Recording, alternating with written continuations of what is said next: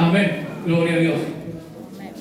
Damos gracias a Dios por este hermoso momento. Gracias a Dios por todos nuestros hermanos, nuestros amigos que están hoy con nosotros por primera vez. Que sean bienvenidos, que el Señor los bendiga. Estamos en el mejor lugar. Amén. Si podemos correr a los pies de Cristo sobre toda circunstancia, Él es nuestro socorro, Él es nuestra ayuda. En momentos difíciles, cuando estamos atribulados, angustiados, el enemigo siempre tiende a querer detenernos, a querer que nos quedemos quietos, pero es ahí cuando debe obrar la fe que proviene de Dios. Amén. Bien, esta noche vamos a continuar hablando acerca de los atributos de Dios. Para los que no han estado el domingo pasado, yo les invito que puedan buscar en la página de la iglesia la prédica del domingo anterior, así puedan ver y poder entender mucho mejor de lo que estamos hablando. Cuando hablamos de los atributos de Dios, decíamos el domingo pasado que hacíamos referencia a las características y cualidades acerca de Dios. Hay dos preguntas muy importantes que encontramos la respuesta: ¿quién es Dios y qué es Dios? Amén. Cuando nosotros conocemos, estudiamos los atributos, son las características de Dios. También habíamos mencionado que existen dos grupos de atributos o dos grupos de características. Cuando hablamos de características, son aquellas cosas que Dios ha manifestado para que nosotros podamos conocerlo, quién es Él o cómo es Dios. Usted imagínese que yo le quiera hablar de usted acerca de una persona. Y para que usted pueda tener una idea quién es esa persona, ¿qué voy a hacer? Voy a comenzar a describir. Bueno, esa persona es alta, esa persona es amable, esa persona tiene un buen... Esos son atributos o características. ¿Ven? Entonces Dios ha manifestado, ha revelado sus atributos para que a través de eso nosotros podamos conocerlo, podamos amar a Dios, conocer a Dios de manera correcta, y ese conocimiento que nosotros tenemos acerca de Dios es ese conocimiento el que va cambiando, el que va transformando nuestra vida, el que va transformando nuestros corazones conforme a la imagen de Cristo. Podemos tener muchísimos años en la iglesia, pero si no entendemos estas características de Dios, no vamos a poder cambiar, no vamos a poder ser transformados por el poder de Dios. Amén. El apóstol decía que a medida que nosotros conocemos quién es Dios, vamos siendo transformados a través del Espíritu Santo de Dios. Amén. Otro punto, con esto me voy a introducir, es muy importante los atributos de Dios. ¿Por qué? Porque cada atributo, cada característica de Dios ha sido revelada para los momentos difíciles que nosotros podemos pasar. Si ustedes pueden escuchar la prédica del domingo anterior, vamos a poder entender que cada cualidad, que Dios es omnisciente, Dios es omnipresente, Dios es soberano, todas esas cualidades han sido dadas para nosotros, para que en los momentos difíciles, los momentos duros de la vida, podamos tener en qué aferrarnos para no caer, para fortalecer nuestra fe y para recibir la victoria que Cristo tiene para cada uno de nosotros. Es muy importante, es indispensable poder tener un conocimiento básico sobre eso. Amén. Bien, hoy vamos a hablar habíamos hablado acerca de dos tipos de atributos. Amén. Los atributos que únicamente le pertenecen a Dios, los atributos no comunicables, que son características que solamente le pertenecen a Él. Y habíamos hablado de los atributos comunicables, que son aquellas características o cualidades que lo describen a Dios, pero que Él también los ha puesto sobre nosotros. Habíamos hablado que Dios es omnisciente, ¿sí? Que Dios conoce todo. Dios conoce pasado, presente y futuro. Bueno, esa es una cualidad que nosotros no lo tenemos, porque no podemos conocer el futuro. Dios sí, es algo que le pertenece a Él. Si hablamos de sabiduría, es un atributo de Dios, pero es un atributo que también Él lo ha puesto en nosotros. Amén. Bien, hoy vamos a hablar acerca de la soberanía de Dios. Este es uno de los atributos que las personas que no conocen a Dios, que no entienden a Dios, muchas veces se sienten muy confrontados o muchas veces no están de acuerdo. ¿Por qué? Porque este atributo para nosotros como cristianos es una gran bendición. Creo que es uno de los atributos, una de las revelaciones de Dios que mayor bendición, que mayor fortaleza, que mayor seguridad, que mayor tranquilidad nos ofrece a nosotros en todo momento de la vida. En los momentos más adversos de la vida, en los momentos más difíciles de la vida que muchas veces nos toca pasar, pero si nosotros tenemos un conocimiento acerca de este atributo, vamos a poder descansar en el Señor. Pero aquella persona que no cree en Dios se siente totalmente confrontada por esta característica. El libro de Isaías, capítulo 46, versículo 10. Dice la palabra del Señor, Isaías 46, 10, dice: mi consejo permanecerá y haré todo lo que yo quiero.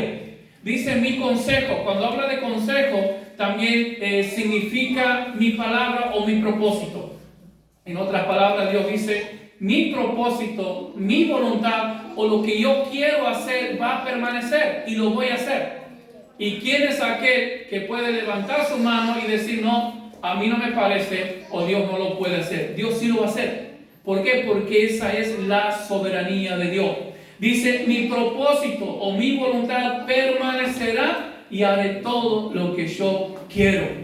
Y esto, hermanos, si nosotros como cristianos muchas veces luchamos con esto, y ahora vamos a ver cómo muchas veces nosotros nos levantamos en contra de Dios, a veces sin saberlo, muchas veces luchamos contra Dios. Si yo le pregunto a usted que levante su mano, ¿cuántos luchan contra Dios? Va a decir: no, no puede ser. Pero a medida que vayamos desarrollando, nos vamos a ir dando cuenta que muchas veces, o mejor dicho, muy a diario, luchamos y somos rebeldes en contra de Dios. Pero gloria a Dios por su palabra que nos trae el conocimiento que necesitamos. Un concepto acerca de la soberanía de Dios dice: Dios reina y obra de acuerdo con su propósito eterno, aún en acontecimientos que parecerían contradecir a su gobierno.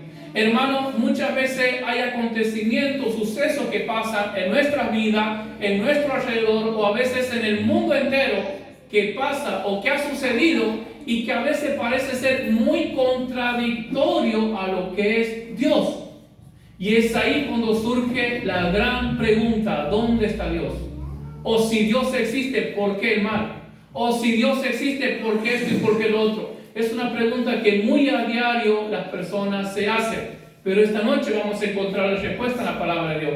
El profeta Isaías dice en el capítulo 6, versículo 1, que esto es algo que nosotros debemos tenerlo siempre presente, nunca se olvide.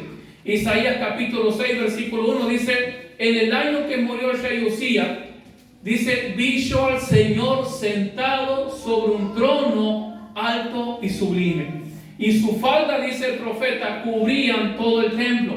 Y dice que cuando Isaías tiene esta visión, dice que la presencia de aquel personaje, de aquel ser tan poderoso que estaba sentado en su trono, dice que el lugar se sacudía, el lugar temblaba, las puertas se sacudían por la magnitud, por el poder de aquel Dios poderoso que estaba sentado en su trono. Amén. El problema muchas veces de nosotros es que a veces queremos aceptar y recibir todas las cosas de Dios, pero muchas veces no estamos dispuestos a aceptar o a recibir a un Dios sentado en su trono. Y eso nos trae gravísimos problemas, nos trae gravísimas consecuencias. Hay tres aspectos que la Biblia enseña acerca del gobierno de Dios. La Biblia nos enseña que Dios tiene el gobierno completo y absoluto sobre toda la creación. Amén. Nunca se olvide Isaías 6:1. Dios estaba sentado en su trono. Ahora, ese Dios sentado en su trono, dice el libro de Génesis capítulo 1, versículo 1, dice: en el principio, ¿qué ha sucedido? Creó Dios, ¿qué cosa? Los cielos y la tierra. Entonces, desde ahí debemos partir, ir comprendiendo que si Dios ha creado el cielo, si Dios ha creado la tierra, eso significa que también Dios ha creado todo lo que existe y todo lo que se mueve en el cielo y en la tierra. Entonces vamos entendiendo quién es el dueño de todo, vamos entendiendo quién es el que gobierna y quién es el que decide sobre todas las cosas. Vamos entendiendo poco a poco que Dios es Dios soberano, que Dios está sentado en su trono, Él ha creado todo lo que existe, por lo tanto tiene todo el poder, toda la autoridad, toda la libertad para decidir qué hacer. el gobierno de Dios también los podemos ver en la historia de la humanidad.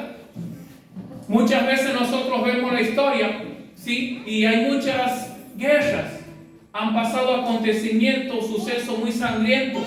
Y eso muchas veces les lleva a las personas a cuestionarse ¿por qué? ¿O dónde está Dios? ¿Por qué las guerras? ¿Por qué? ¿Cómo puede ser posible que Dios permita las guerras, que mueren tantos inocentes, que mueren tantos niños y se derrama tanta sangre?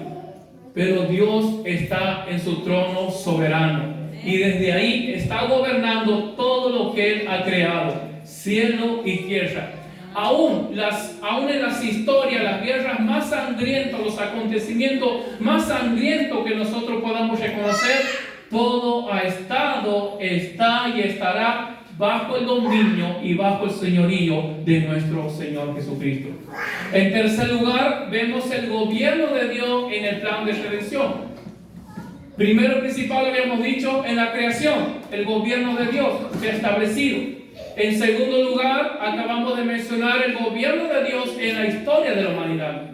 Y en tercer lugar mencionamos el gobierno de Dios en el plan de redención.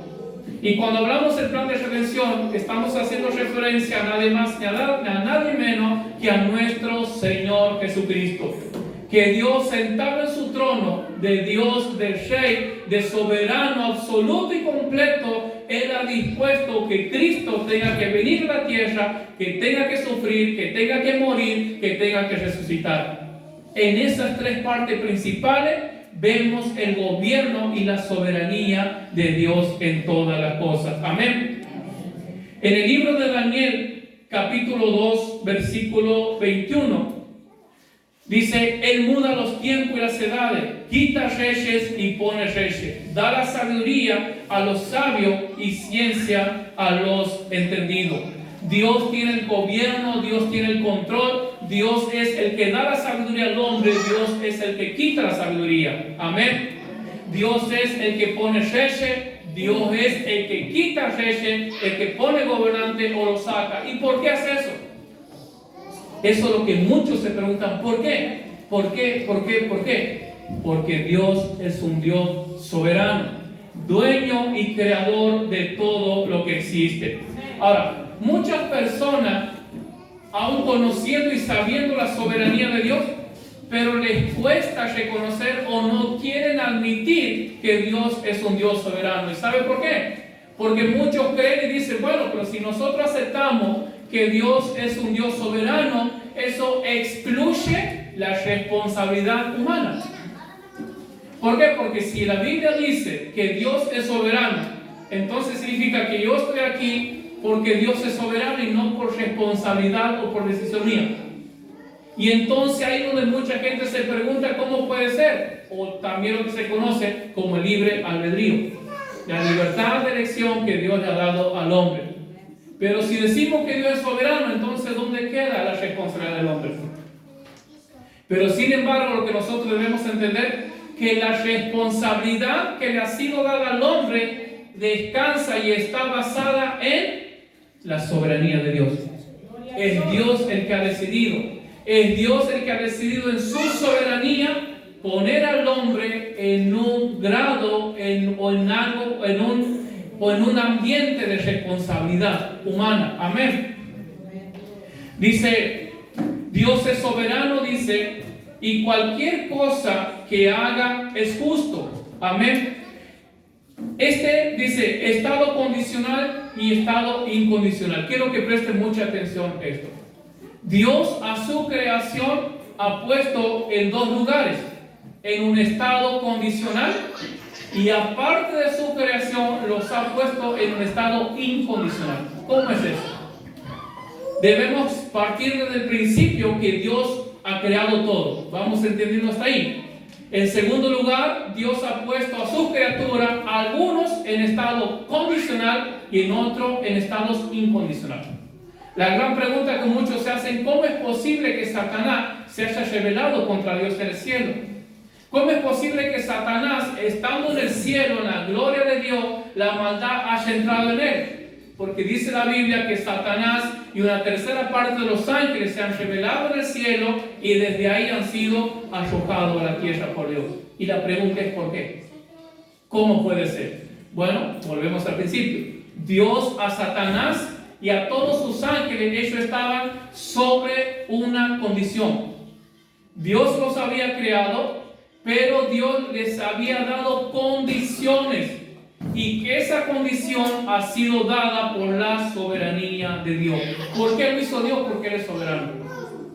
Entonces, Satanás y sus ángeles, para poder permanecer, usted piense, si Dios hubiese querido, si Dios lo hubiese permitido, no habría podido haber hecho Dios que Satanás y los demonios pudieran haberse mantenido hasta el día de hoy firme como el resto de los ángeles, sin caída, sin pecado, como esas legiones y legiones de ángeles que tienen cientos de millones de años sirviéndole a Dios.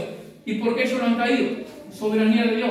¿Y por qué Satanás sí? Porque Dios lo ha puesto sobre una condición, en la cual esa condición dependía de ellos, el caer, no caer, obedecer a Dios o no obedecer a Dios.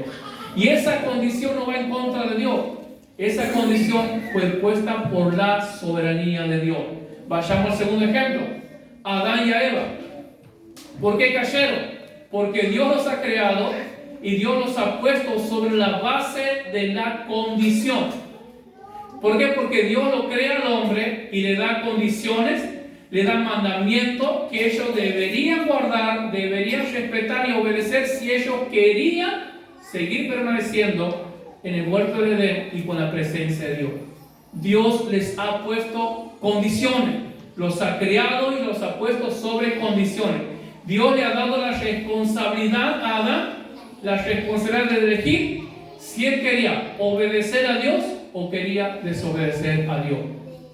Eso es parte de la creación de Dios, que en su soberanía ha decidido ponerlo en esas condiciones, que él pueda decidir. Seguimos más adelante, tenemos al pueblo de Israel. El pueblo de Israel, también llamado por Dios, escogido en la soberanía de Dios, y también Dios en su soberanía los ha puesto sobre la base condicional. ¿Cómo decir? Porque Israel, para que ellos sean bendecidos, para que ellos sean prosperados o para que les vaya bien, Dios les ha dado leyes, Dios les ha dado mandamientos, Dios les ha dado estatutos. Y si ellos querían que les vaya bien, si ellos querían ser bendecidos y ser prosperados, lo que tenían que hacer, obedecer y guardar la ley. Dios los ha puesto bajo esa condición. Pero el pueblo de Israel tenía un corazón obstinado. Israel tenía un corazón duro y terco que siempre desobedecía a Dios. Y por no poder haberse mantenido en la condición en la cual Dios los ha puesto, Dios los ha desechado y los ha entregado en manos de sus enemigos. Y hasta el día de hoy Israel está disperso por todo el mundo, por diferentes partes, por haber desobedecido a Dios. ¿Y por qué Dios lo ha permitido? Porque Él lo ha puesto en una base condicional. Dependía de ello, obedecer a Dios o no obedecer a Dios. Después llegamos al Nuevo Testamento y vemos a Cristo. ¿En qué condición ha sido puesto Cristo? ¿Incondicional o en un estado condicional? ¿Cómo? Cristo ha sido puesto sobre una base, al igual que los ángeles del cielo que han sido arrojados, al igual que Adán y al igual que Israel, ha sido puesto sobre una base condicional. ¿Por qué? Porque Él ha venido a esta tierra, pero Él tenía que sujetarse a la ley. Tenía que obedecer la ley, tenía que guardar la ley. Dios le ha dado la ley al pueblo de Israel. Y a través de cientos de miles de años no ha existido una persona que haya podido guardar y hacer cumplir esa ley que Dios ha dado al pueblo de Israel. Vamos a entender esto ahí. Ahora Cristo viene y Dios lo pone a Cristo sobre una base condicional. Le dice Dios: mira, hijo, vas a ir a la tierra, pero hay condiciones. Sos mi hijo, vas a ser Dios encarnado, Dios hecho hombre, pero hay condiciones para eso. ¿Cuál era la condición? Que Cristo debería someterse a la ley, sujetarse, obedecer. No obstante eso, tengamos en cuenta que todo el pueblo de Israel, miles de años antes de Cristo, nadie había podido guardar la ley. Pero ahora Dios lo envía a Cristo, el Dios soberano, el Dios que está sentado en su trono, lo envía a la tierra y dice: hijo, vos vas a ir, pero tienes que guardar la ley. El problema, no es el problema, perdón, pero el privilegio y la bendición es que Cristo no podía fallar y no iba a fallar y no ha fallado. Ha guardado la ley, ha guardado los mandamientos y los ha cumplido al pie de la letra sin dejar pasar una sola tilde de la ley de Dios.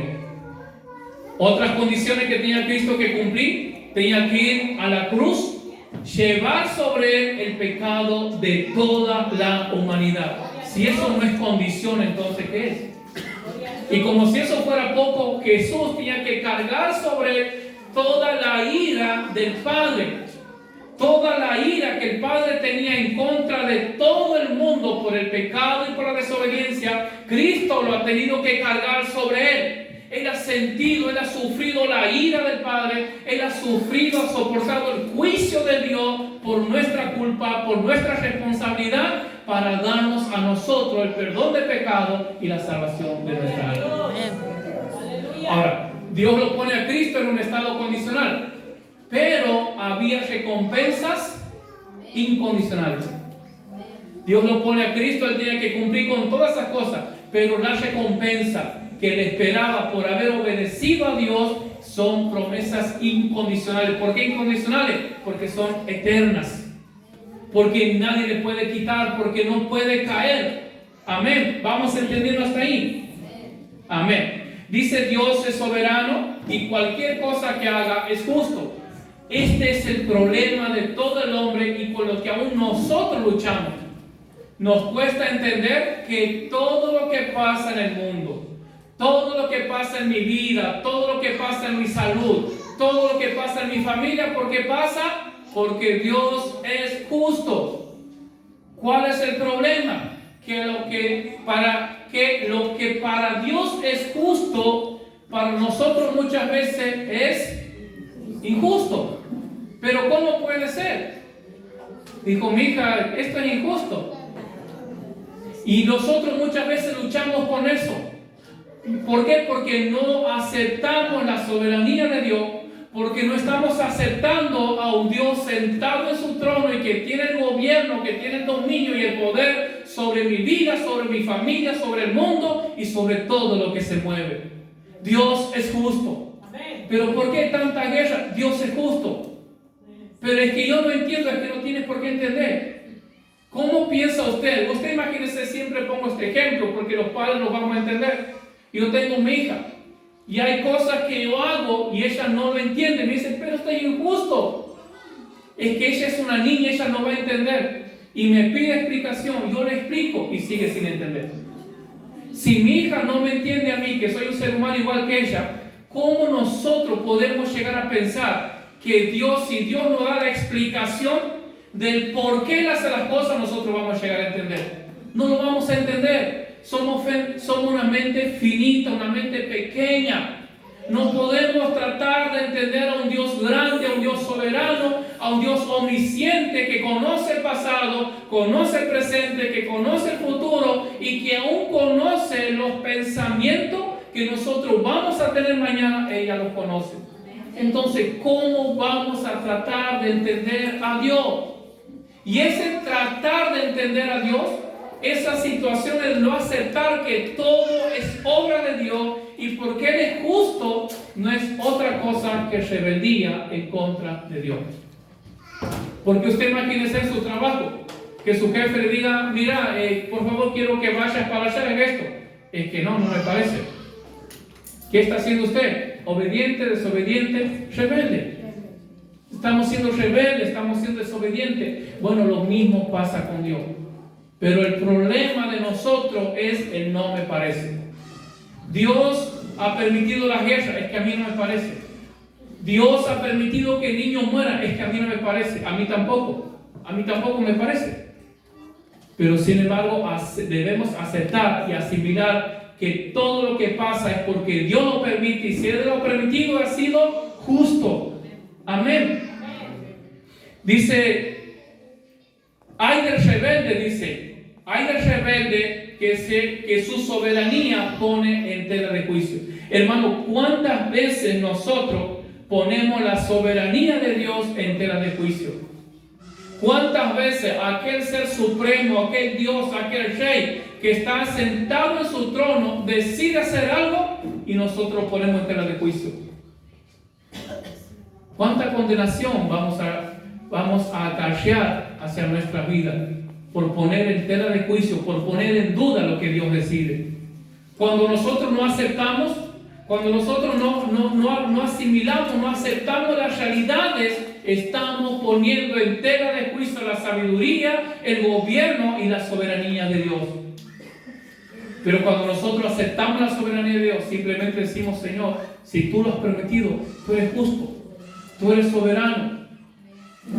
Amén. Dice el profeta Isaías en su libro, capítulo 45, versículo 9, la traducción lenguaje actual dice: Dios dijo, el barro no le dice al alfarero, ¿qué estás haciendo? Ni la vasija lo critica diciendo, tú no sabes nada. Usted imagínese, vamos a llevar un poco a los santereños. Aquellas personas, por ejemplo, que hacen adobes, que hacen ladrillo. Cuando el hombre está trabajando en el barro no le cuestiona y no le dice, che, ¿por qué me estás pisoteando así? No, ¿por qué me estás echando tanta agua? Yo creo que te estás pasando un poco de la medida. El barro no le dice a usted o al hombre, no le dice, che, está haciendo frío para que hagas adobe. No. ¿Por qué? Porque el barro no tiene autoridad, no tiene ninguna potestad sobre aquel que lo está trabajando. Tampoco el ladrillo le dice al que lo hace, al tabiquero, vos no sabes nada. Vos sos inútil, me has hecho mal, mira cómo me has hecho. Pero sin embargo, muchas veces nosotros sí lo hacemos con Dios. Cuestionamos todo, dudamos todo. Y a veces, ¿sabe cuál es el peligro que muchas veces corremos y a veces cometemos? De echar la culpa al enemigo. Por ejemplo, usted imagínese, yo tengo un problema en mi economía mañana. Y yo digo, no, el enemigo. Y la pregunta es, ¿y si es Dios?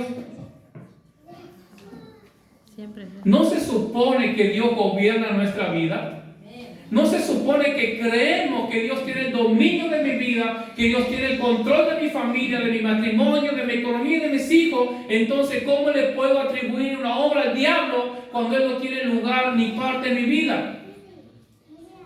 Entonces debemos asimilar que todo lo que pasa y todo lo que sucede es Dios moviéndose detrás de todas las cosas. Amén. Pero el problema es cuando son cosas malas para nosotros. Y para Dios es algo bueno, para Él es justo. ¿Cuántas cosas nosotros podemos ver en la Biblia, hermano? Hechos, acontecimientos que sucedieron y que no son buenos. De no haber sido dada la orden por Dios, iba a ser algo malo. Por ejemplo, piensen en esto. Tenemos a Adán en el huerto del Edén. ¿Qué derecho tenía Adán de comer del fruto de los árboles del bosque del Edén? ¿Qué derecho tenía? Ninguno. No tenía derecho. ¿Y por qué lo hacía? Porque Dios le ha dicho, de todo fruto del bosque puedes comer. De no haberlo dicho Dios, ¿qué iba a pasar? Y si Él lo hacía, iba a ser un ladrón. Adán no tiene ningún derecho. Vayamos al pueblo de Israel. ¿Qué derecho tenía Israel después de haber estado más de 400 años esclavo en Egipto? Que al salir de Egipto, ellos les han exigido, Israel les ha demandado a Egipto, a los egipcios, diciéndole de no joyas, vestido y todo. ¿Qué derecho tenía Israel a hacer eso? Ninguno. Pero Dios se lo había ordenado. Era Dios el que había dispuesto que así sea de esa forma, de esa manera. Nosotros vemos en el Antiguo Testamento los pactos, los sacrificios cuando se mataban animales. Para el perdón de los pecados de Israel se mataba no un cordero, sino muchísimos corderos, muchísimos animales. ¿Y qué culpa tenían esos animalitos? ¿Y por qué? ¿Qué derecho tenía Israel tener que matar animales, derramar esa sangre para que sus pecados les sean perdonados? ¿Qué derecho tenía? Ninguno. Entonces, ¿por qué lo hacía? Porque Dios lo había ordenado, porque Dios lo había dispuesto así. No obstante a eso, tenemos al pueblo de Israel y tenemos una promesa que Dios le da, que ellos iban a heredar naciones, las tierras de los cananeos. ¿Qué ha pasado con los cananeos? ¿Quién ha muerto los cananeos? Israel. Mataban hombres, mataban mujeres, mataban niños, mataban animales. Israel, el pueblo de Dios, sí, Israel, el pueblo de Dios. Y la gran pregunta es ¿por qué?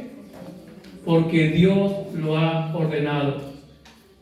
Usted imagínese, piense en esto, que usted al mediodía prepare una comida.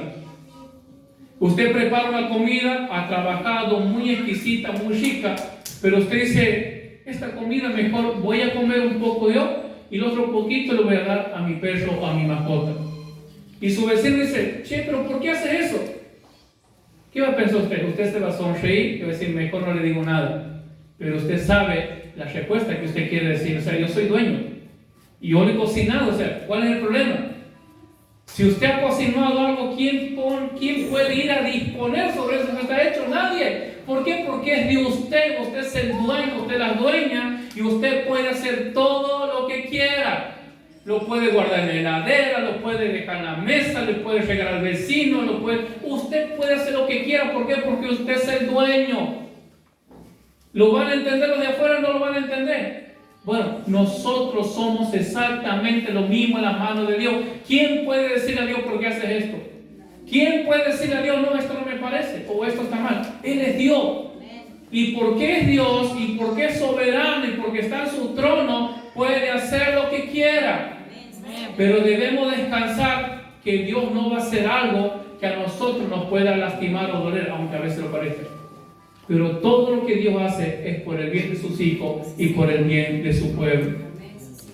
Tenemos al hombre, por ejemplo, Dios da un mandamiento y dice que la mujer debe vivir en sumisión al hombre. ¿Quién le da ese derecho al hombre? ¿O qué derecho tiene el hombre a demandar o a exigir a su mujer y decirle, vos tienes que estar sujeta a mí? ¿Qué derecho tiene el hombre? Ninguno. ¿Y por qué lo hace? Porque Dios así lo ha estipulado. Vayamos al ámbito de la mujer. La diosa de Dios en la Biblia dice que la mujer debe ser tratada como vaso más frágil, que debe ser amada, respetada, valorada, que debemos cuidarla, que debemos amarla como Cristo amó a la iglesia. La pregunta es, ¿qué derecho tiene la mujer de demandar eso? A ver, ¿qué derecho tiene la mujer? Es que yo soy mujer, no justifica. El derecho que tiene es porque Dios lo ha ordenado, es porque Dios lo ha dicho, tiene que ser así, tiene que ser de esta forma y de esta manera. Habíamos mencionado un poco acerca de Cristo. Tenemos el estado condicional en el que Cristo ha sido puesto. Pero sus promesas, las recompensas de Cristo han sido un estado incondicional, eterno y para siempre. Ahora, ¿quién forma parte de esas promesas de Cristo? ¿Quién forma parte? Escuche esto. Tenemos a Dios Padre mandando a su Hijo al mundo a sufrir, a padecer, como el peor de los pecadores y a sufrir toda la ira del Padre sobre él. Pero con una condición, toda la que les ha dado. Y con otras promesas incondicionales. La pregunta es, ¿cuáles eran parte de esas promesas incondicionales que Dios ha prometido a Cristo? A ver, vamos a decirlo. Nosotros, hermanos, hemos sido puestos por Dios en un lugar incondicional. No hay nada que nosotros podamos hacer. No tenemos que hacer nada para ganarnos el favor de Dios. No tenemos que hacer nada para ganar la salvación de nuestra alma. No tenemos que hacer nada para tener una comunión, una relación con Cristo. No tenemos que hacer nada para que nosotros oremos y Dios nos escuche, para que Dios nos responda, para que Dios me dé el milagro. No hay nada que yo deba hacer, porque Dios nos ha puesto en un estado incondicional. ¿En base a qué? En base al sacrificio de Cristo en la cruz del Calvario. Entonces, por Cristo nosotros tenemos esa recompensa sobre nuestras vidas. Amén. La Biblia dice en el Antiguo Testamento, lo menciona Isaías, a Dios Padre sentado en su trono. Pero el libro de Apocalipsis menciona y habla acerca de Cristo en su máxima exaltación. El libro de los Evangelios habla de Cristo y siempre haciendo referencias como un siervo, sufrido, angustiado, menospreciado, escupido. Ese es Él. Pero el libro de Apocalipsis nos da otro panorama acerca de Cristo. El libro de Apocalipsis capítulo 19 lo describe que Él viene en un caballo blanco y que Él viene para gobernar y para reinar sobre el mundo entero, que Él viene para traer justicia, que Él viene para implementar su reino. Dice que tiene una corona en su cabeza, viene en su caballo blanco y con una espada aguda de doble filo que sale de su boca para pelear con ella contra sus enemigos y para destruirlos. El punto de esto es, hay una promesa en la Biblia, el libro de Apocalipsis, que Cristo va a volver, Cristo va a regresar. Y no solamente va a regresar, sino que va a venir a implementar, a implantar su reino en este mundo. Y nosotros vamos a formar parte de ese reino. Ahora, la pregunta es, usted piense, si ahora nosotros no nos queremos sujetar a Dios, si ahora nosotros no queremos reconocer la soberanía de Dios, ¿cómo creemos o cómo pensamos que vamos a poder pasar a formar parte del reino de Cristo cuando esté en la tierra? En otras palabras, toda persona, cristiano o no cristiano, que en este mundo, que en este momento no acepte la soberanía de Dios sobre su vida, que no acepte que todas las cosas que pasan, que todo lo que sucede es Dios detrás de todo. Todas aquellas personas que no les cuesta y que les cueste aceptar eso, no van a tener ninguna participación en el reino de Cristo. Porque se trata de reconocer la soberanía de Dios. Se trata de reconocer la soberanía de un Dios eterno y soberano que gobierna y que tiene el control de todas las cosas. Hermano, este atributo es uno de los atributos especiales para nuestra vida, porque podemos encontrar consuelo como cristianos aún en los momentos más difíciles, en los momentos más duros, en los momentos más adversos que podamos pasar en nuestra vida, aún cuando nos pasen, aún cuando vengan respuestas que nosotros no esperamos, respuestas que nos hacen más daño y que nos duelen más, pero podemos descansar en la soberanía de Dios. Podemos descansar que Dios está detrás de todo, que Él tiene el dominio, que Él tiene el control. Quizás en este mundo vamos a tener que sufrir, quizás no vamos a sufrir, vamos a tener que lidiar con la injusticia, con la impotencia, vamos a tener que lidiar con la violencia, vamos a tener que lidiar con las enfermedades, soportar, pero con la esperanza, puesto los ojos en la promesa, que en algún momento, que en cualquier instante, Cristo viene a implementar su reino y cuando Cristo venga, le va a poner fin a toda la maldad que existe en este mundo. Pero para eso es necesario aceptar la soberanía de Dios. Yo quiero que esta noche podamos examinarnos cada uno de nosotros y ver que cada día realmente estamos luchando en contra de la soberanía de Dios. Porque a veces pasan cosas y nosotros queremos entender por qué pasan. A veces pasan cosas y es que a mí no me parece. La pregunta que siempre hacen las personas, ¿dónde está Dios? La respuesta es fácil y sencilla. Dice Isaías 6:1 que Dios está sentado en su trono. Ha estado en su trono, está en su trono y va a seguir estando por toda la eternidad. Amén. Libro de San Lucas, capítulo 12, versículo 32. Dice Jesús: no temáis, manada pequeña, porque a vuestro Padre le ha placido daros el reino. No teman, aunque estemos atribulados en este mundo, aunque tengamos que sufrir muchas veces.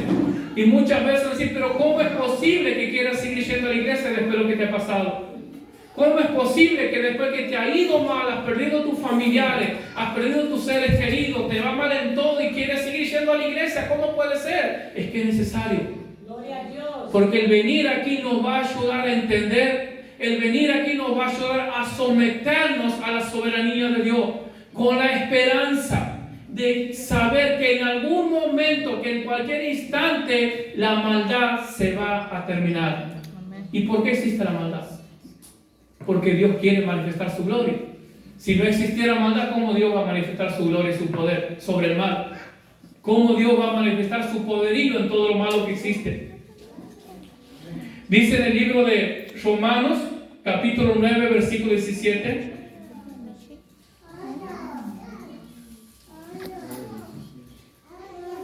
Romanos capítulo 9, versículo 17. Dice el apóstol, porque la Escritura dice a Faraón, para esto mismo te he levantado, para mostrar en ti mi poder y para que mi nombre sea anunciado por toda la tierra. Todos los reyes, todos los gobernantes, todos los presidentes están puestos por Dios. Y los malos, todos están puestos por Dios. Pero ¿cuál es el fin? Hay presidentes malos, personas malas que persiguen a la iglesia. Hay personas malas que matan cristianos, que van en contra de Dios.